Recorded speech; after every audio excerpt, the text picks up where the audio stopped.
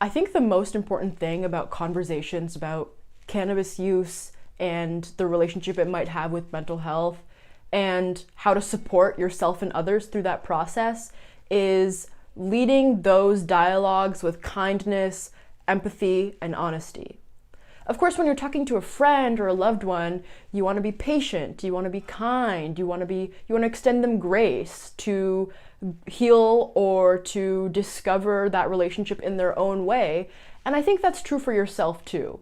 Of course, you want to hold yourself accountable, you want to be honest with yourself about, whether it's affecting your mental health positively or negatively, but I think you also need to be empathetic with yourself. You need to be kind to yourself.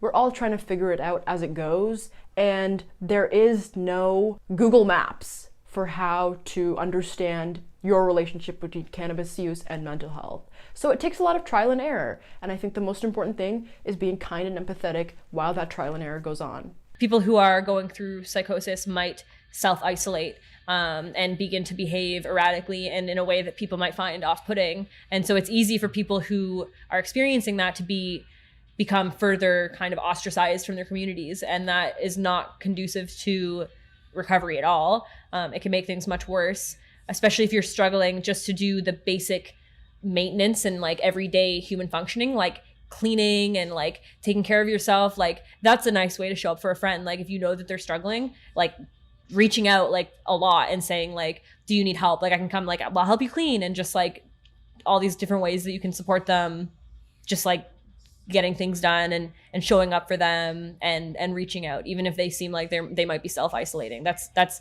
an indicator that they really need you to show up for them and to reach out to them, and not just like let them not to take it personally either.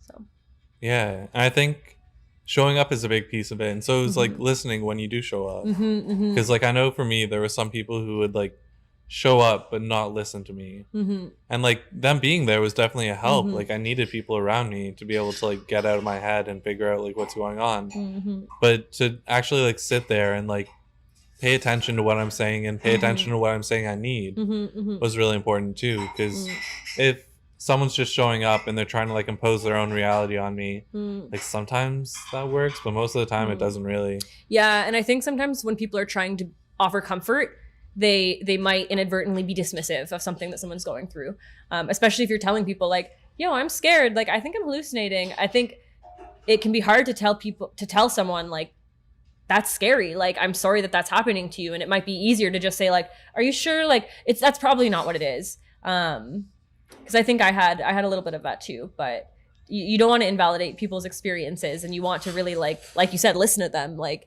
and not just be paternalistic or pity them or kind of give them space without actually listening and perceiving what they're saying and trying to think about what more you can offer in terms of support.